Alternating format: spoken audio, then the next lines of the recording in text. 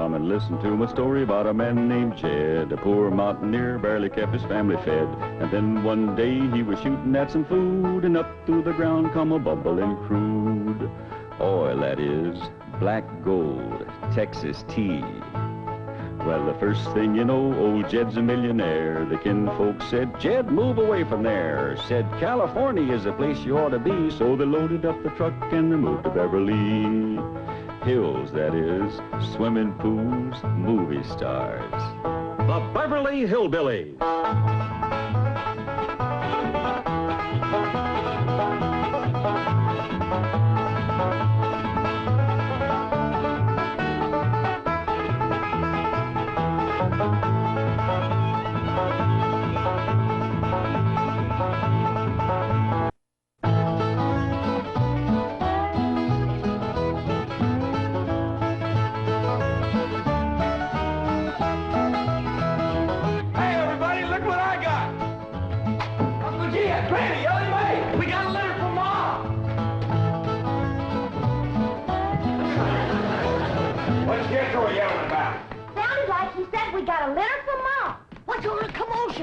Ellie says, Jethro says, Pearl sent us a litter. A litter of what?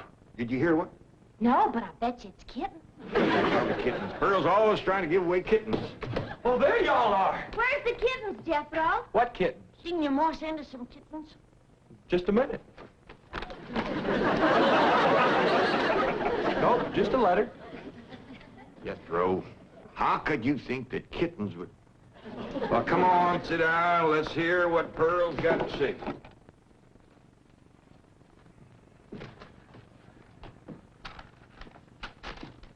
Dear son and kinfolk, I take pen in hand to say we are all fine back here. How are you all out there? Just fine, Pearl. That's right. Jethro, I hope you are making good marks in school out there. Ma thinks I'm going to school.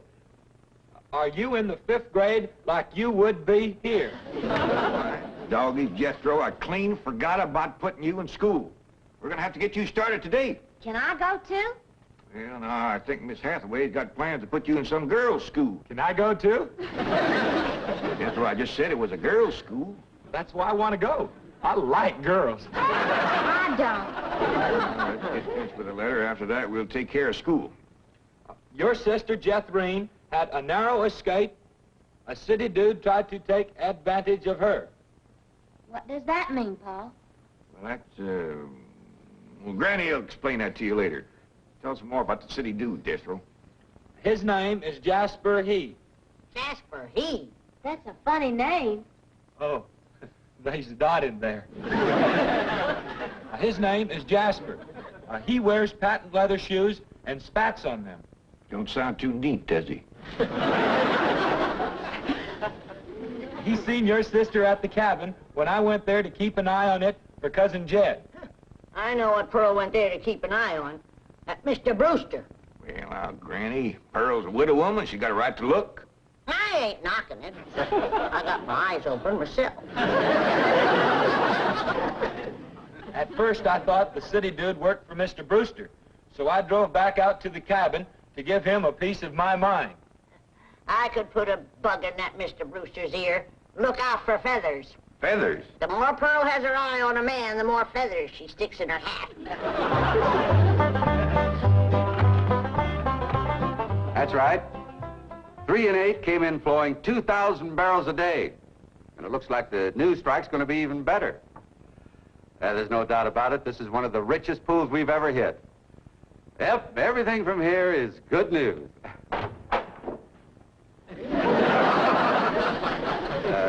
Well, not everything. I'll call you back.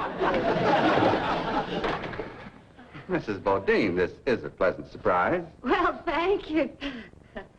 Although you might not think it's so pleasant when you hear what I have to say. Oh? One of them oil fellas working for you has made advances to my daughter. Made advances? Well, what would you call being picked up and carried off by brute force? Well, I'd call that making advances. What's his name? Jasper Depew. Jasper Depew. I ain't seen him myself, but from what Jeff Green tells me, he's a pretty slick article. Well. Oh, Mr. Brewster, you don't know how hard it is for 2 girls living alone like Jeff Green and me. You see, my son Jethro's in California with Cousin Jed, leaving us no man to protect us. I'm a widow woman, you know. But I guess wherever you have two unattached girls living alone, there's bound to be trouble. Especially when the girls are the kind that men call lookers. Did you say his name is Depew? Jasper Depew. Calls himself Jazzbo. Oh, Jethro says he's a flashy dresser and a fancy talker and drives a sporty car. Regular big city dude. I guess Jethro's kind of like me when it comes to tall, handsome city fellas. I'm just putty in their hands. Nope, no one by that name working for OK Oil.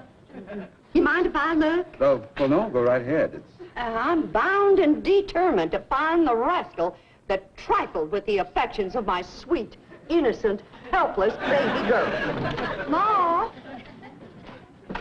Jethro, I thought I told you to stay in the buggy. I seen Jasper Depew coming. Here? Yes'm. Oh, well, thank goodness we got Mr. Brewster to protect us. Oh, there he is. Mr. Brewster throwed his arms around me and helped me in his strong embrace. What's an embrace, Paul? Well, that's when folks kind of twine their arms around one another. You mean like wrestling? It's sort of like wrestling, except they ain't mad. It's like wrestling for fun. Yeah, I reckon you could see that. Go on, Jethro. Then we heard a knock on the door, and we knowed it was Jasper He. Better look for that dot again. Oh, yeah. We knowed it was Jasper. He was there to get Jethrine. Her beauty had set his heart to burning with flamin' desire. What's flaming desire, Paul? Well, Granny will explain that to you later. Well, I'll try. But you're sure counting a heap on my memory.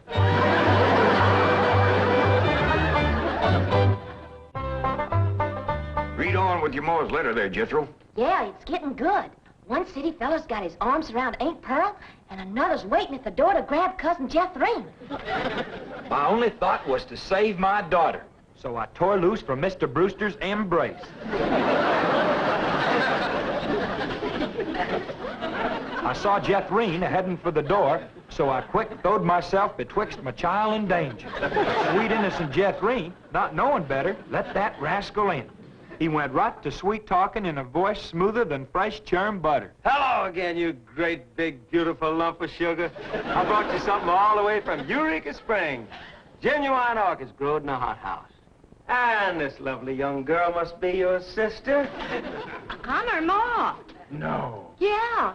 Well, for Jethrine's beautiful mother, a little gift of genuine French imported perfume all the way from Paris, France. Oh, well, you had an order. Oh, my goodness. Genuine Paris, France perfume. Look at that French writing on there. That says, "Ah, d'amour." That means, oh, love. Ain't he a sport, Ma? And for Jethrine's handsome father, a genuine cigarette case. Silver. Thank you, but I am not Jethrine's father. No, Mr. Brewster ain't my husband. He's just a friend. Well, any friend of Jethrine's beautiful mother is a friend of mine. This is from old Mexico and hammered out of solid silver by the Aztecs Indians hundreds of years ago. Well, that brings up an interesting question. Why would the Aztecs make cigarette cases when they had no cigarettes? That is an interesting question. I'll have to ask some of my Aztecs friends about that. Hey, Doc. Remember, ain't she sweet? Well, I've read... Hey, what happened to your orchids? Nothing. I ate 'em already. You mean you ate all them expensive orchids? Ma, you should have spoke for one. It wasn't very filling. Ain't she sweet? From her head down to her feet, and that's a long way. But I ask you very confidentially, ain't that baby sweet? Ain't she large? But she gives me such a charge. I ask you very confidentially, ain't that baby large? She stretches out in all directions. I'm a shout. Lord, that's perfection. Are you with me? Ain't she keen? Well, that's the most I've ever seen. And I'm here to tell you I'm her ding-dong daddy, and she's my queen. And she is king-size, my Jethrine. Lots of mama, my Jethrine. She carries me away. Put him down! So your sister Jethrine has got herself a steady fella now. He says he is going to ask for her hand someday. I hope he will take the rest of her, too. Ha ha. Give my love to all and be a good boy. I am going out now to mail this letter and get some more feathers for my hat. As ever, your loving mother. Gee, sure nice to hear from Ma. They're nice here. Jethro, you and me's got to go right out and find a school and get you to going. Granny, you pack up a nice lunch for Jethro to tote along. How about a big mess of poke greens and chitlins with some pole and a big pot of sorghum to dip it in? Fine.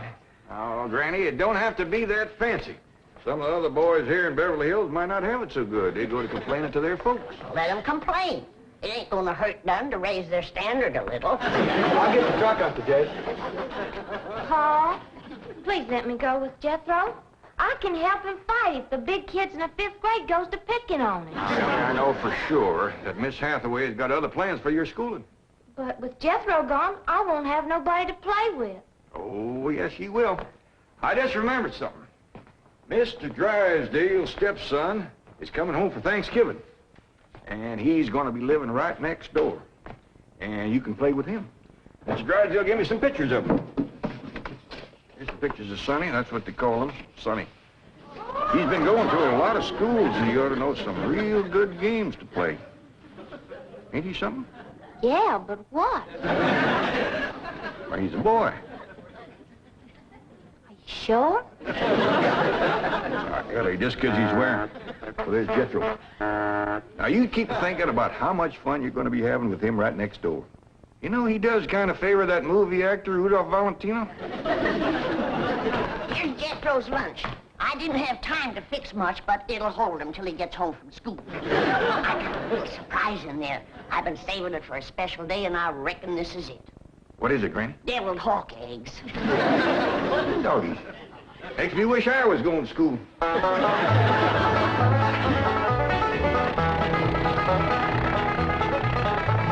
School, all right.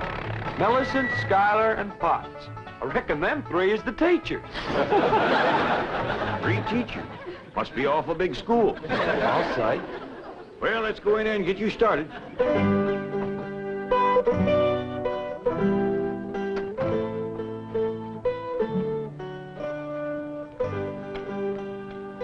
you are.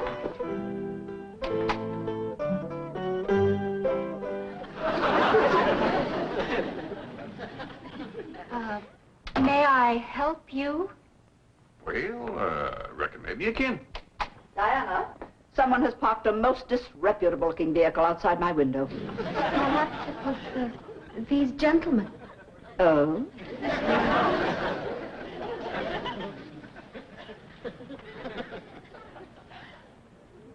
Yes? What is it you wish?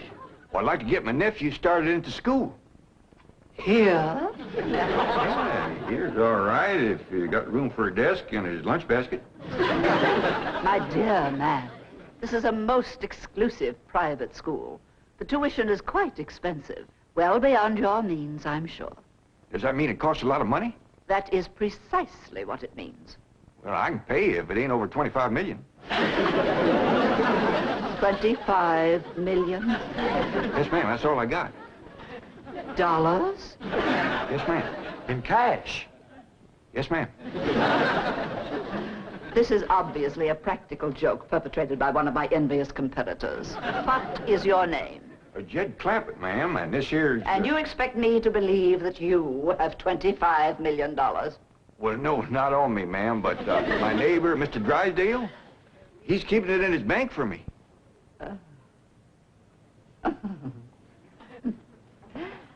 me Milburn Drysdale at the Commerce Bank. You see, it just so happens that Mr. Drysdale holds the mortgage on this school, so we are very well acquainted. Hello. I'd like to speak to Mr. Now, Milburn Drysdale. if you wish to admit that this is a hoax and be on your way, we will forget the entire incident. Otherwise, you may be liable to some sort of action for invasion of private property and impersonating a millionaire. Mr. Drysdale is coming on the line now. Thank you. This is your last chance, Mr. Clampett. My next call will be to the police. Very well. Mr. Drysdale, Millicent Schuyler-Potts here. Come in, come in, come in, come in. Thank you, ma'am. Diana, tea for these gentlemen. Crumpet? Oh, no, ma'am. Clampett. Diana, use the Spode tea set. Well, sit down, sit down, sit down, sit down. Just the two of us. Ellie Mae and Granny didn't come. Well, do make yourselves comfortable. Mr. Drysdale's exact words to me were, oh, never mind his exact words. Apparently he values your friendship greatly, and Mr. Drysdale is a very important mortgage man. But now then, shall we talk about your youngster who's entering our 5th grade? What is his name? Jethro Bodine. Bodine? Jethro. No, ma'am. Jethro Bodine. We always put the last name first. Now, male, of course. Yes, ma'am. Just got a letter this morning.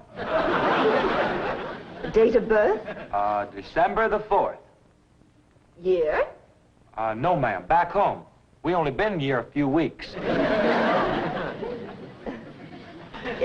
Perhaps you should answer the questions for our vital statistics. Now, we need to know the complete birth date, which in turn gives us the exact age. Now, we have December 4th, and judging from the fact that your nephew is entering the 5th grade, I would surmise that the year is, 51 or 52. Am I correct? Oh, Jethro ain't near that old. And in the 5th grade? Why, that's wonderful. Well, perhaps we have a budding genius on our hands. Entree. How poor. Oh, Diana, I'd like you to bring me one of our boys' uniforms to show these gentlemen. A 5th grade size. No, on second thought, you'd better make it 3rd grade. He's younger than average. We require that all of our students wear identical uniforms. It makes for less friction that way. Otherwise, the boys of millionaires are apt to be taunted by the really rich. I bet you Jethro will look right good in a uniform. He can't wait to be a soldier. Oh, yes, many a young lad is like that. However, our uniforms do not reflect any militaristic design. No, rather, we strive for something gay, attractive, and smart. Oh, there you are. Charming, isn't it? Now, you take this home and have Jethro wear it when he comes to school in the morning.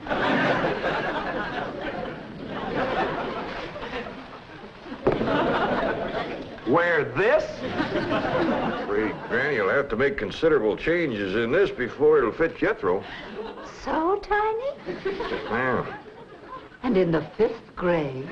Well, the boy must be a genius.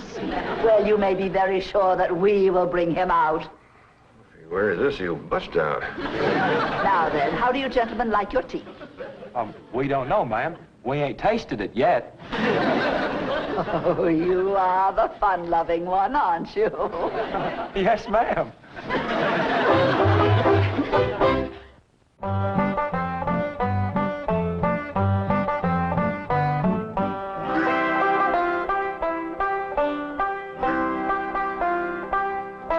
Granny, here's Jethro's school clothes. You want me to help let him out? Oh, well, thank you, Ellie, but let's see what has to be done. Maybe they fit him already. That's supposed to be a hat? I reckon so. What's that? Well, Jethro said it stands for Potts. Potts? That's the school he's going to. Pot school. Hell, he'll be learning a good trade. If there's something folks always needs, it's pots. Jethro can make you some dandy new ones once he catches on to it. Who in the Sam Hill is supposed to wear that? Well, Jethro, I reckon. Jethro couldn't have wore that at 3. Paul said it would take some letting out. Letting out? There ain't enough seams in the whole world to let that out. How's it going, Granny? Are you getting my uniform all ready? Jethro Bodine? No, Granny. Over to school, it's Bodine Jethro. Ellie Mae, leave the room. Ain't you got no shame running around here in your underpants? Granny, these ain't underpants. They swimming trunks. You wrap that towel around you before I cut a switch. But Granny, Miss Hathaway says... I don't care who says what. I'll be glad when your ma gets out here to take you in hand and to make you some school clothes. These things ain't never gonna fit. But Granny, I gotta have these in the morning. It's a rule. All us kids over there's gotta wear these. And that coat, too. Yeah.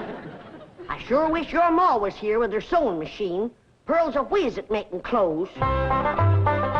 Now that you're gonna be keeping company with Jazzbo Depew, you're gonna need some nice clothes. I like the little fella, Ma. I'm glad, Jeffrey. But you gotta stop picking him up all the time. He ain't heavy. That ain't the point. It don't look fitting for a girl to run around carrying a fella.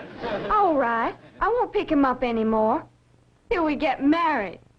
Why would you pick him up then? To carry him over the threshold. You ain't supposed to carry him. He's supposed to carry... No, that's ridiculous. I declare, I don't know how I'm going to keep you in clothes the way you're shooting up.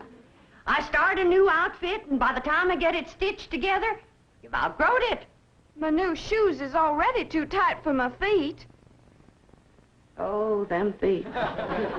If they get any bigger, you're going to have to go outside to turn around. My feet ain't as big as Jethro's. Well, of course not. He's a boy. Just think, your brother Jethro's going to school in Beverly Hills, California. Yeah. I'm homesick for to see him, Ma. Me too, Jeffrey. I'll bet your rich Uncle Jed has Jethro duded up like one of them actors in movie pictures.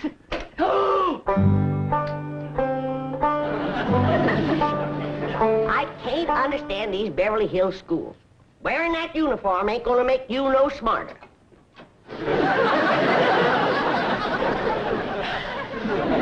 Miss Potts said I had to wear it this morning. And she's the boss teacher.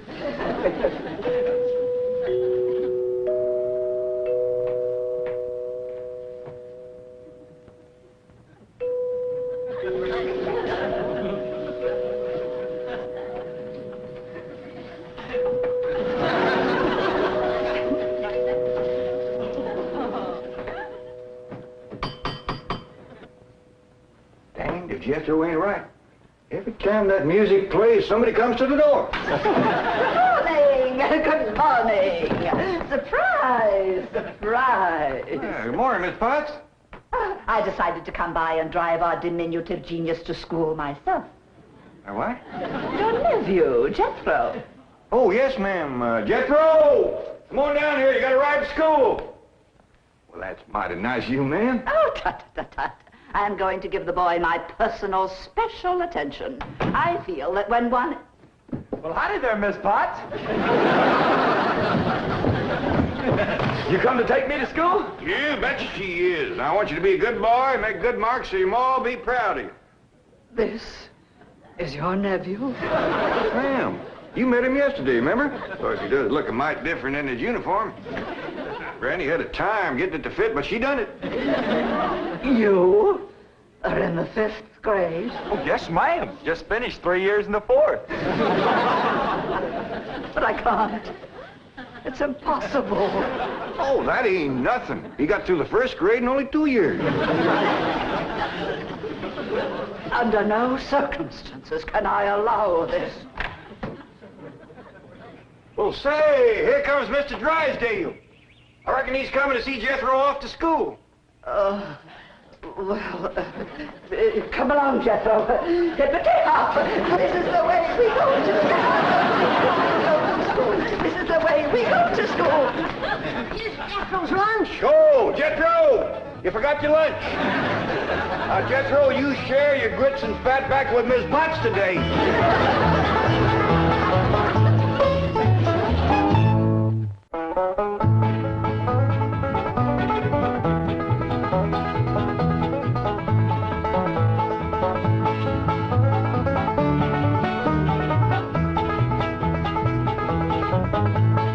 Now it's time to say goodbye to Jed and all his kin. They would like to thank you folks for kindly dropping in. You're all invited back next week to this locality to have a heaping helping of their hospitality. Hillbilly, that is. Set a spell. Take your shoes off. You all come back now. Here. This has been a Filmways presentation.